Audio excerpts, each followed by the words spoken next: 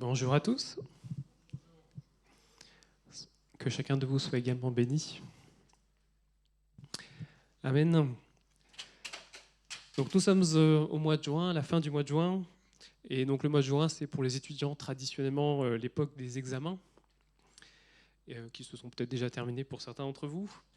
Et pour ceux qui étaient au bac, le bac a l'habitude de commencer avec les épreuves de philosophie.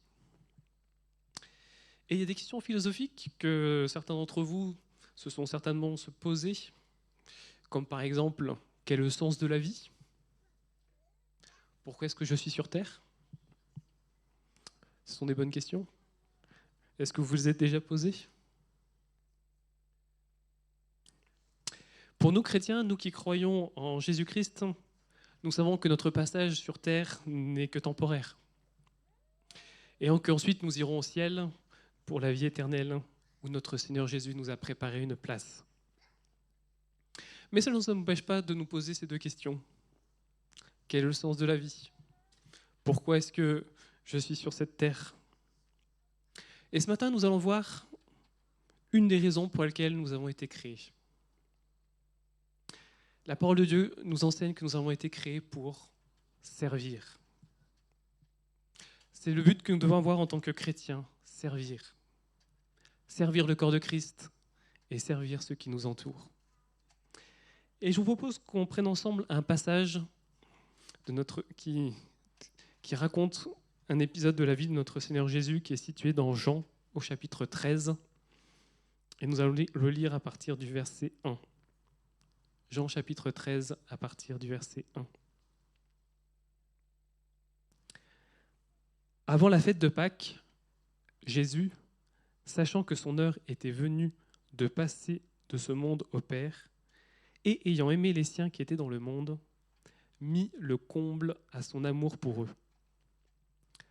Pendant le souper, lorsque le diable avait déjà inspiré au cœur de Judas Iscariote, fils de Simon, le dessein de le livrer, Jésus, qui savait que le Père avait remis toutes choses entre ses mains, qu'il était venu de Dieu et qu'il s'en allait à Dieu, se leva de table, ôta ses vêtements et prit un linge, dont il se ceignit. Ensuite, il versa de l'eau dans un bassin et il se mit à laver les pieds de ses disciples et à les essuyer avec le linge dont il était ceint. Après qu'il leur eut lavé les pieds, donc là je passe au verset 12. Après qu'il leur eut lavé les pieds, qu'il eut pris ses vêtements, il se remit à table et leur dit : Comprenez-vous ce que je fais, ce que je vous ai fait ? Vous m'appelez Maître et Seigneur, et vous dites bien, car je le suis. Si donc je vous ai lavé les pieds, moi le Seigneur et le Maître, vous devez aussi vous laver les pieds les uns aux autres. Car je vous ai donné un exemple, afin que vous fassiez comme je vous ai fait. En vérité, je vous le dis, le serviteur n'est pas plus grand que son Seigneur, ni l'apôtre plus grand que celui qui l'a envoyé. Si vous savez ces choses, vous êtes heureux pourvu que vous les mettiez en pratique. Donc nous étions donc du temps de Jésus, où les gens avaient l'habitude de marcher à pied, ou bien en chaussée de simples sandales. Et la plupart du temps, les routes elles étaient constituées de terre et de sable. Et donc vous imaginez bien la scène, quand on marche en pieds nus ou en sandales sur des chemins qui sont pleins de terre ou de sable, et on se salit vite les pieds. Et donc il était donc nécessaire de les laver. Et cette tâche de laver les pieds, c'était une tâche qui était normalement effectuée par les serviteurs ou par les esclaves. Et dans ce passage, nous voyons que Jésus prend cette place. Jésus prend cette place du serviteur, Jésus prend cette place de l'esclave, et c'est lui qui se met à laver les pieds de ses disciples. Et pour faire cela, il nous est dit dans ce passage que Jésus a commencé par ôter ses vêtements. Pourquoi est-ce que Jésus a ôté ses vêtements ? Certainement que ses vêtements devaient le gêner pour nettoyer les pieds. Mais aussi, symboliquement, on peut voir aussi le fait d'ôter ses vêtements comme le fait de se débarrasser de tout ce qui gêne pour servir. Jésus a fait cette action de d'ôter ce qu'il avait sur lui, de ce qui le gênait pour pouvoir servir les autres. Les vêtements, c'est aussi un indicateur de position sociale. En enlevant ses vêtements, Jésus montre aussi de manière symbolique qu'il se détache de sa position sociale, qu'il se détache de sa position de maître et de seigneur pour prendre la position de l'esclave et du serviteur.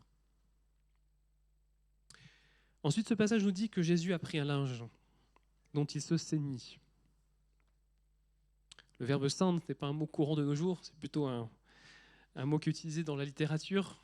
Mais ceindre, ça veut dire entourer sa tête ou une partie de son corps. Donc Jésus a pris un linge qu'il a entouré autour de lui.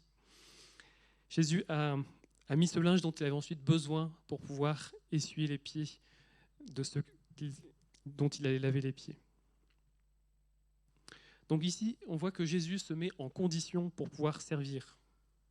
Il se prépare pour pouvoir répondre aux besoins des siens. Et ensuite, donc, il a versé l'eau, il a lavé les pieds de ses disciples et il les a essuyés. Et à la fin du passage que nous avons lu, nous voyons que Jésus a expliqué le sens de son geste. Malgré qu'il soit le Seigneur, malgré qu'il soit le Maître, malgré sa position de fils du Dieu vivant, il a lavé les pieds de ses disciples, il a été au service de ses disciples. Ce geste nous montre l'exemple afin que nous aussi, nous servions les autres, peu importe notre condition sociale. Montrer l'exemple, c'est une caractéristique de Jésus que j'apprécie beaucoup. Jésus ne se contente pas de dire « il faut faire ceci », Jésus le fait et il montre l'exemple. En introduction, je vous avais posé cette question, pourquoi est-ce que nous avons été créés ? Dieu nous a tous créés avec un but. Le prophète Jérémie nous dit dans Jérémie 1 au verset 5 « Avant que je t'eusse formé dans le ventre de ta mère, je te connaissais, et avant que tu fusses sorti de son sein, je t'avais consacré, je t'avais établi prophète des nations. » Dieu avait créé le prophète Jérémie avec un but, dans le but qu'il soit prophète, dans le but qu'il soit au service de son peuple. Et ça, ce n'est pas réservé seulement au prophète Jérémie. Dieu a créé chacun d'entre nous avec un but, chacun d'entre nous avec un objectif.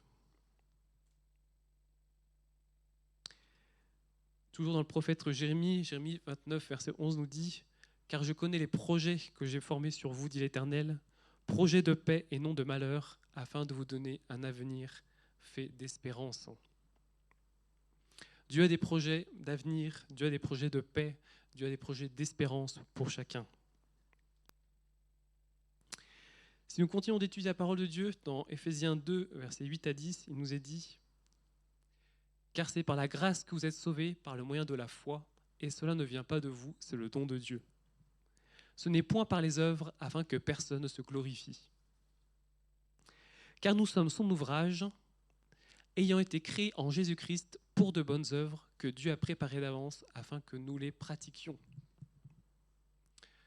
Là, ce passage nous montre une nouvelle fois que nous avons été créés pour de bonnes œuvres. Nous avons été créés pour faire de bonnes œuvres. Alors pourquoi est-ce que nous avons été créés ?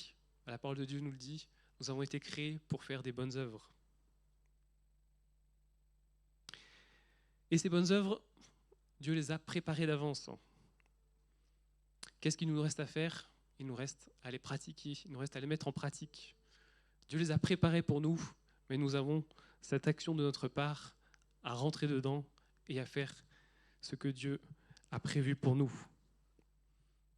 Cette dernière partie relève de notre responsabilité de prendre ce choix, de pratiquer ces bonnes œuvres que Dieu a prévues.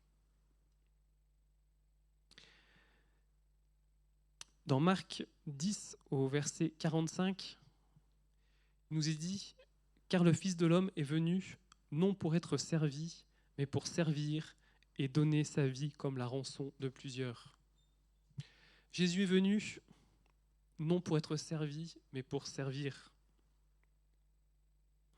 De même, les disciples de Jésus-Christ sont invités à suivre le modèle de Jésus-Christ, à chercher à servir et ne pas être servi. Si nous prenons un autre passage dans Colossiens chapitre 3, versets 22 à 24, « Serviteurs, obéissez en toutes choses à vos maîtres selon la chair, non pas seulement sous leurs yeux, comme pour plaire aux hommes, mais avec simplicité de cœur, dans la crainte du Seigneur. Tout ce que vous faites, faites-le de bon cœur, comme pour le Seigneur et non pour des hommes. Sachant que vous recevrez du Seigneur l'héritage pour récompense. Servez Christ, le Seigneur. » Ce passage nous invite à servir Christ, le Seigneur. Pourquoi est-ce que nous avons été créés ? Pour servir Christ, notre Seigneur. Mais il est à noter que cette recommandation de servir Christ arrive à la fin d'un paragraphe qui parle du service aux hommes. Il est parlé de serviteurs qui doivent obéir à leur maître. Donc ce servir Christ arrive à la fin de ce paragraphe qui parle de travailler pour les hommes comme pour le Seigneur et de servir pour les hommes de bon cœur.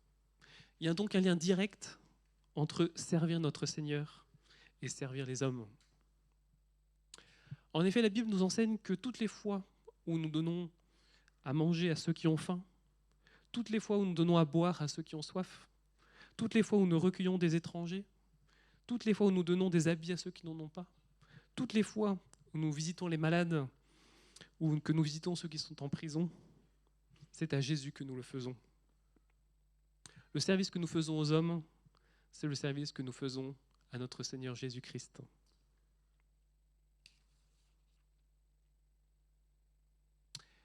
Servir. Le fait de servir a de nombreux bienfaits. Tout d'abord, je voudrais dire que servir, c'est un acte d'amour.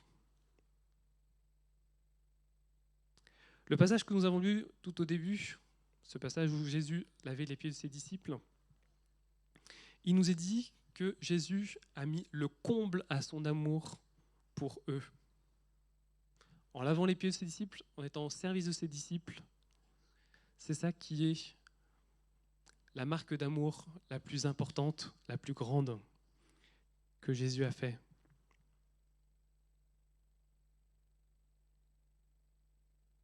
Un Jean 3, versets 16 à 18, il nous est dit « Nous avons connu l'amour en ce qu'il a donné sa vie pour nous. Nous aussi, nous devons donner notre vie pour les frères. Si quelqu'un possède les biens du monde et que voyant son frère dans le besoin, il lui ferme ses entrailles, comment l'amour demeure-t-il en lui ? Petits enfants, n'aimons pas en parole et avec la langue, mais en action et avec vérité. » N'aimons pas en parole et avec la langue, mais avec action et vérité. Jésus a aimé avec action. Jésus a aimé en lavant les pieds de ses disciples. Jésus a aimé en montant sur la croix pour mourir pour le pardon de nos péchés.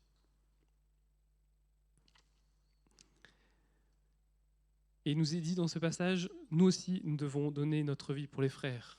Nous aussi, nous devons servir nos frères. Jean 15, verset 13, il nous est dit « Il n'y a pas de plus grand amour que de donner sa vie pour ses amis. » Nous retrouvons la même notion de donner sa vie, de se mettre au service. Il n'y a pas de plus grand amour que de servir ses amis. Si nous voulons voir la grandeur de notre amour pour nos enfants, par exemple, observons de quelle manière nous les servons. Si nous voulons voir la grandeur de notre amour pour notre conjoint, observons de quelle manière nous servons notre conjoint. Si nous voulons voir quelle est la grandeur de notre amour pour l'Église, observons de quelle manière nous servons l'Église. Si nous voulons voir la grandeur de notre amour pour nos parents, observons de quelle manière nous servons nos parents. Un autre bienfait de service. Servir est un acte d'humilité. Philippiens 2, versets 5 à 8 nous dit « Ayez en vous les sentiments qui étaient en Jésus-Christ, lequel, existant en forme de Dieu, n'a point regardé comme une proie à arracher d'être égal avec Dieu, mais s'est dépouillé lui-même en prenant une forme de serviteur, en devenant semblable aux hommes et ayant paru comme un simple homme. Il s'est humilié lui-même, se rendant obéissant jusqu'à la mort, même jusqu'à la mort de la croix. » Jésus, c'est le roi qui s'est fait serviteur. Jésus, il s'est dépouillé de son statut de roi. Il est venu sur terre et il s'est mis au service. Jésus s'est humilié.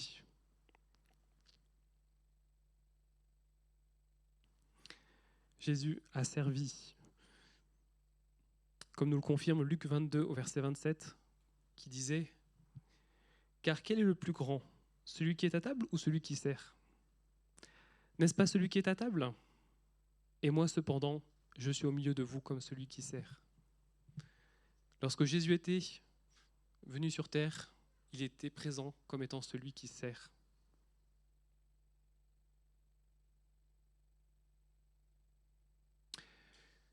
Un autre bienfait de servir nous est donné dans Marc au chapitre 10, versets 43 à 45. Il n'en est pas de même au milieu de vous, mais quiconque veut être grand parmi vous, qu'il soit votre serviteur. Et quiconque veut être le premier parmi vous, qu'il soit l'esclave de tous. Et le dernier passage, on l'avait lu, car le Fils de l'homme est venu non pour être servi, mais pour servir et donner sa vie comme la rançon de plusieurs. Quiconque veut être grand parmi vous, qu'il soit votre serviteur. Un des bienfaits du service est que cela nous fait grandir. Cela nous donne plus d'importance. Servir donne aussi du sens à la vie. Les parents qui ont des enfants et qui servent leurs enfants, ils travaillent pour pouvoir nourrir leurs enfants, ça leur donne un sens à la vie, un sens à leur travail. Je travaille pour mes enfants, afin qu'ils aient de quoi subvenir à leurs besoins. Mais le service donne aussi de la joie. Je vois qu'il y a des personnes qui confirment. Amen, le service donne de la joie. Ce passage que nous avons lu sur le fait que Jésus lavait les pieds des disciples disait à la fin du passage « Je vous ai donné un exemple afin que vous fassiez comme je vous ai fait. Si vous savez ces choses, vous êtes heureux pourvu que vous les pratiquiez. » Et oui, si nous mettions en pratique le fait de servir, cela donne de la joie. Nous sommes heureux. Nous sommes heureux lorsque nous servons les autres. Nous sommes heureux lorsque nous servons notre Seigneur. Nous sommes heureux parce que nous avons un sens, un but à notre vie, de servir les autres, de leur faire du bien.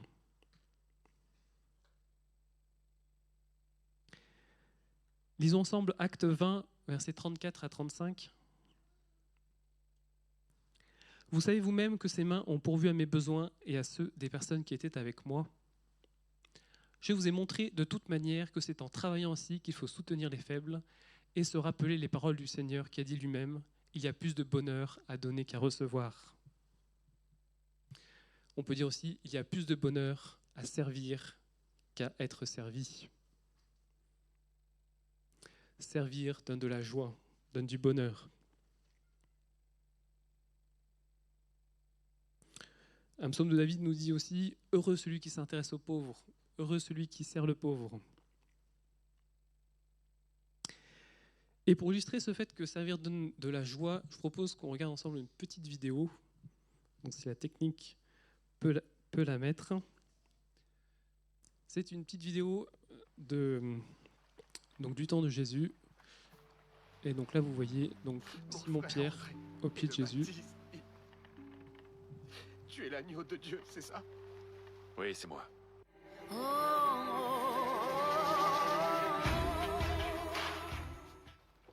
Remonte dans ta barque, retourne à l'eau. Et jette ton filet. Je veux pas me disputer avec toi, maître. Mais on n'a fait que ça toute la nuit. En vain.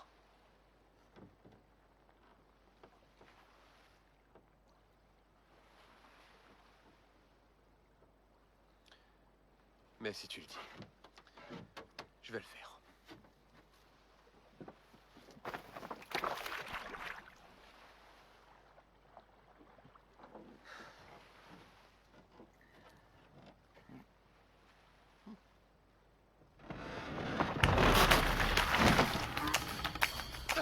Remonte le pied! Allez!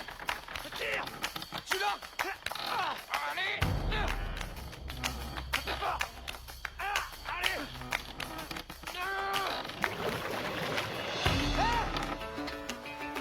Venez m'aider! Venez m'aider! C'est trop lourd! Venez nous aider! On y va, allez! Dépêchez-vous! Plus vite, allez! Il est rempli de poissons! Qu'est-ce que c'est? Tirez! Tirez plus fort! Allez plus fort! Encore plus fort! Tirez! On y est presque! Allez! Encore! Plus fort! Allez! Remontez-le! Tirez plus fort! On y est presque! Encore! Allez! Attention! Tirez encore! Allez! Je vais t'aider! C'est trop lourd! Le filet va se déchirer! Allez! Tiens bon! Allez! Tire! Il est trop lourd! Comme ça!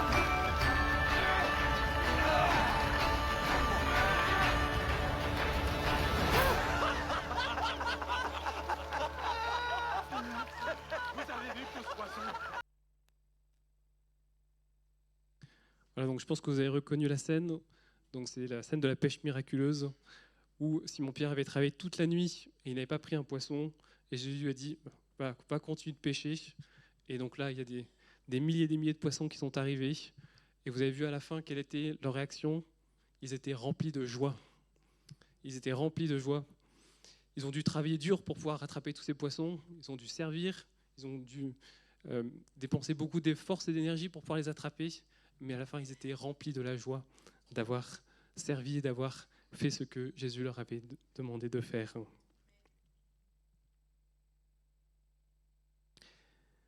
Disons un autre passage dans 1 Timothée 2, versets 9 à 10,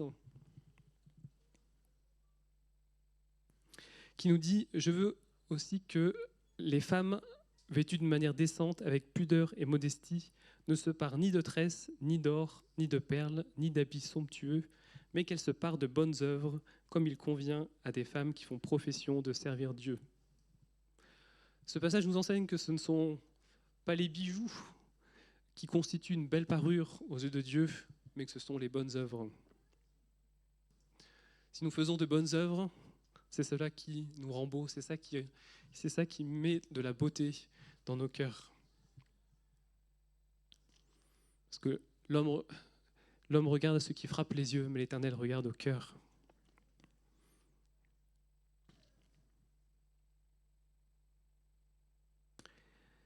Matthieu 7, au verset 12, nous dit « Tout ce que vous voulez que les hommes fassent pour vous, faites-le de même pour eux, car c'est la loi et les prophètes. » Si nous voulons être servis davantage, commençons par servir davantage. C'est la règle d'or que nous enseigne la Bible. Tout ce que vous voulez que les hommes fassent pour vous, faites-le de même pour eux. Lorsque nous servons les autres, nous nous détournons de nous-mêmes, nous décentralisons de nous-mêmes et nous apprenons à être plus réceptifs aux besoins des autres. Et si nous nous occupons des autres, Dieu s'occupera de nous. Comment servir ? Tout d'abord, nous sommes appelés à servir de bon cœur, comme nous l'avons dit tout à l'heure. Tout ce que vous faites, faites-le de bon cœur, comme pour le Seigneur. Romains 12, versets 10 à 11 nous dit « Par amour fraternel, soyez pleins d'affection les uns pour les autres, par honneur usez de prévenance réciproque, ayez du zèle et non de la paresse, soyez fervents d'esprit, servez le Seigneur. » Ayez du zèle, nous sommes appelés à servir avec zèle. Ce passage nous dit aussi user de prévenance réciproque. Qu'est-ce que ça veut dire user de prévenance réciproque ? User de prévenance réciproque, ça signifie identifier quel est le besoin de l'autre et aller lui répondre avant même que cette personne lui dise qu'elle avait ce besoin. Par exemple, si je sais que mon frère a besoin d'aller faire ses courses mais qu'il n'a pas de voiture, je ne vais pas aller attendre qu'il me demande « Est-ce que tu peux me prêter ta voiture ?» Je vais aller tout de suite le voir, je vais dire « Tiens, je sais que tu n'as pas de voiture, viens, je te prête ma voiture pour que tu puisses aller faire tes courses. » Ça, c'est user de prévenance réciproque. C'est de répondre aux besoins avant même que ceux-ci ont été exprimés.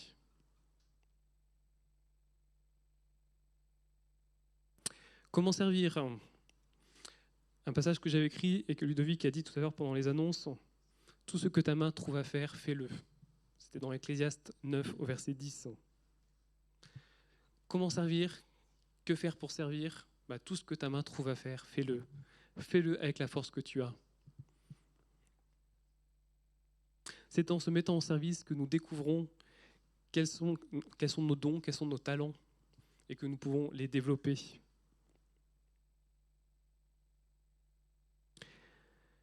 Éphésiens 6, versets 5 à 8 nous dit aussi « Serviteurs, obéissez à vos maîtres dans la chair, avec crainte et tremblement, dans la simplicité de votre cœur, comme à Christ, non pas seulement sous leurs yeux comme pour plaire aux hommes, mais comme des serviteurs de Christ, qui font de bon cœur la volonté de Dieu.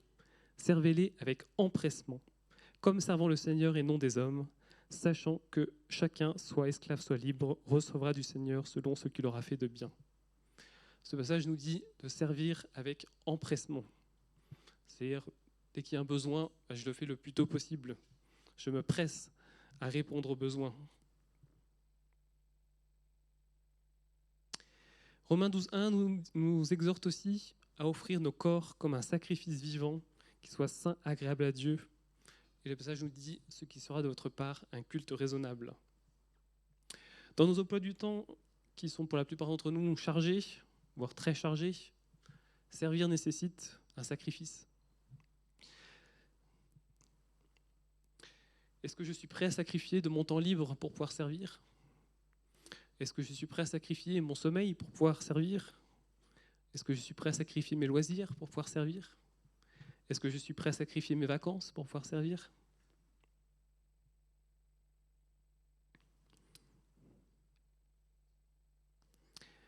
Un autre passage qui est dans Galates au chapitre 6, du verset 9 à 10, nous dit « Ne nous lassons pas de faire le bien, car nous moissonnerons au temps convenable, si nous ne nous relâchons pas. Ainsi donc, pendant que nous avons l'occasion, pratiquons le bien envers tous, et surtout envers les frères en la foi. Ne nous lassons pas de faire le bien. Oui, j'ai beaucoup donné dans le passé, mais je continue de donner. » Et dans la petite vidéo que nous avons vue, si Pierre s'était lassé de travailler, d'être à la pêche, il aurait dit « Ah Seigneur, moi j'ai déjà trop travaillé, non c'est bon, j'en peux plus, je m'arrête là. » S'il n'aurait pas continué de travailler, s'il ne serait pas allé jeter son filet là où Jésus lui avait demandé, il n'aurait pas vu tous ces milliers de poissons qu'il a attrapés.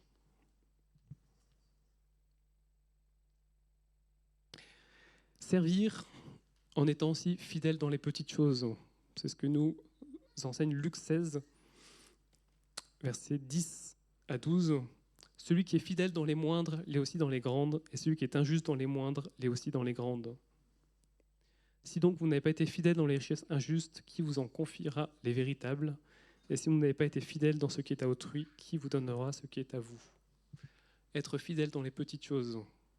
Si nous sommes au service dans les petites choses, Dieu nous en confiera de plus grands noms. Pour conclure, nous avons vu que Jésus est venu sur terre pour servir et que sa vie a été un exemple de service. De la même manière, nous avons été créés pour servir, car le service est la démonstration pratique de l'amour véritable. Un pasteur qui s'appelle Rick Warren, qui est un pasteur américain, a dit cette citation : « Les grandes occasions se cachent dans des tâches subalternes. Les petites choses de la vie déterminent les grandes. Ne cherchez pas à accomplir de grandes tâches pour Dieu. Acquittez-vous des petits services et Dieu vous confiera ce qu'il jugera bon. » Je vous propose de prendre un temps cette semaine pour réfléchir à notre vie de service et de demander au Seigneur : que puis-je faire pour mieux te servir? Comment est-ce que je peux servir mieux ma famille? Comment est-ce que je peux mieux servir mon Église? Comment est-ce que je peux mettre les dons et les talents que tu m'as donnés au service des autres? Je propose qu'on termine en priant. Seigneur, nous te remercions pour ta parole. Merci Seigneur parce que ta parole nous montre l'exemple. Merci parce que sur terre, tu nous as montré et que tu étais, Seigneur, un roi serviteur, que tu étais un roi qui était au service des autres. Seigneur, je te prie que tu puisses nous donner à chacun et à chacune ce cœur de serviteur. Je te prie que tu puisses nous donner, Seigneur, cette humilité pour pouvoir servir. Je te prie que tu puisses débarrasser de nos vies tout ce qui nous empêche de servir, que tu puisses nous donner cette volonté et de te servir. Et merci parce que nous savons que lorsque nous te servons, tu nous combles de ta joie et de ta paix. Amen.